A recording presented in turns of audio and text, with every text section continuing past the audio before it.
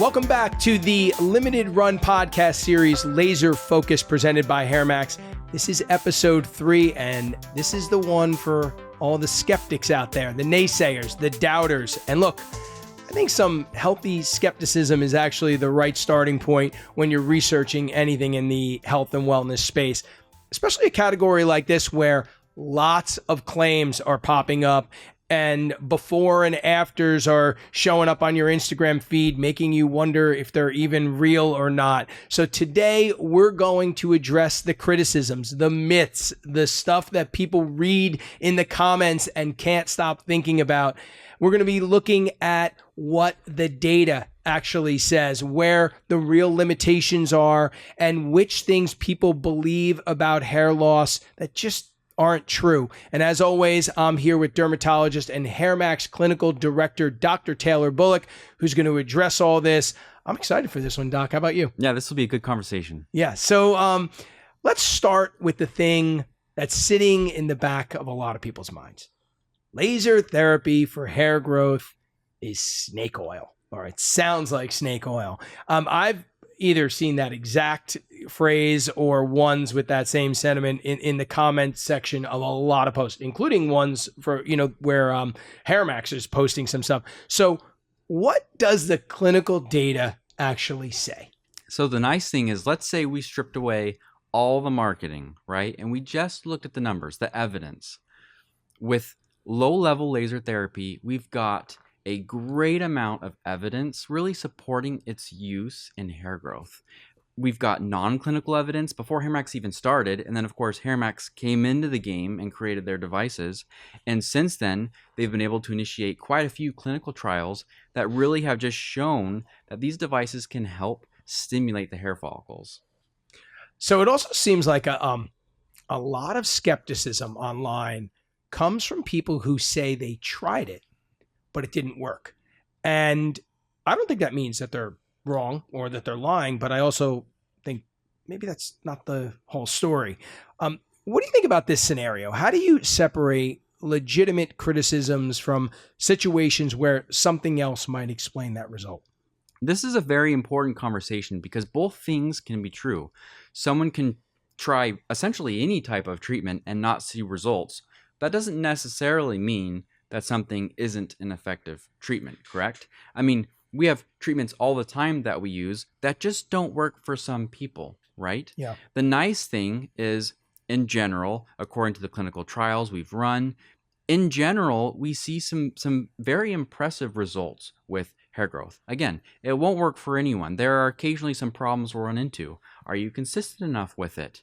Are you using it correctly? The other thing is timeline. Hair growth is very, very slow. Some people try to use something overnight and then expect a change. But realistically speaking, it's going to take maybe 6 months, maybe even a year to really see true results. So when people take a device or essentially any hair loss treatment and they expect a result over a couple months, they're going to be discouraged. They're going to be disappointed because really it's going to take a while. So I guess what I'm saying is, in the landscape of hair loss options, it's very easy for patients to give up early or to say their treatment is ineffective. Yeah, it makes sense. And look, like you said, maybe it won't work, but it does take time. It takes the consistency. You have to, and you don't really know when you read that and people are saying it, you don't know all that information. I want to flip this for a second.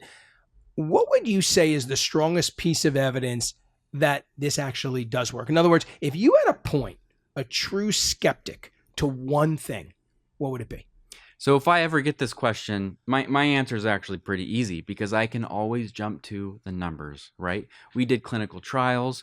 We literally counted the number of hairs growing, right? Yeah, and, that's unbelievable. And actually, impressively, we saw an average of about 129 new hairs per square inch with these treatments. So if I get this question, right, I can bypass opinions, what people say, and I can skip right to the studies, and I can essentially talk about what we saw with our clinical trials. Yeah, once you start talking about those numbers, that's impressive.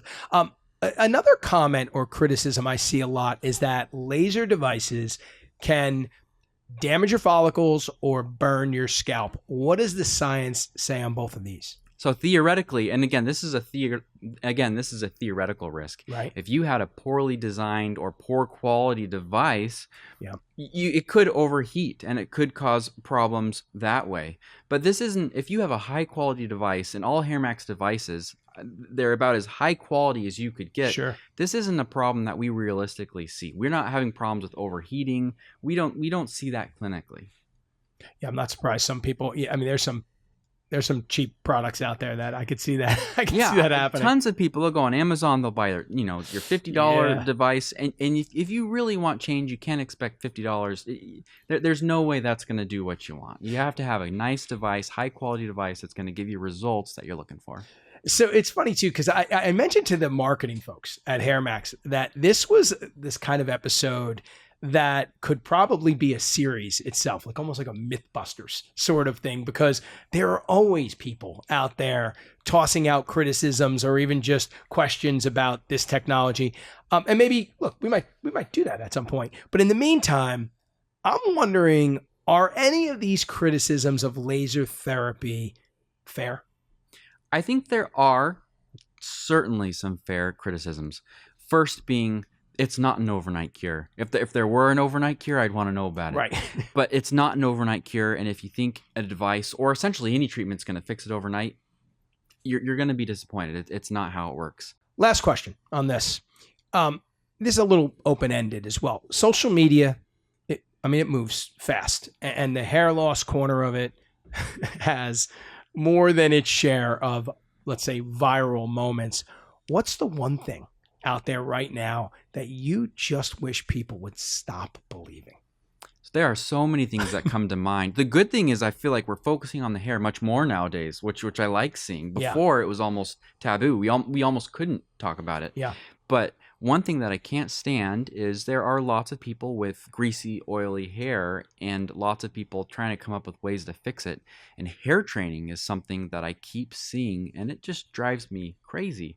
It's where you have an oily scalp, and the idea is if you stop washing your hair, somehow your scalp will get oily and your body will realize that it's oily and make less oil, I guess.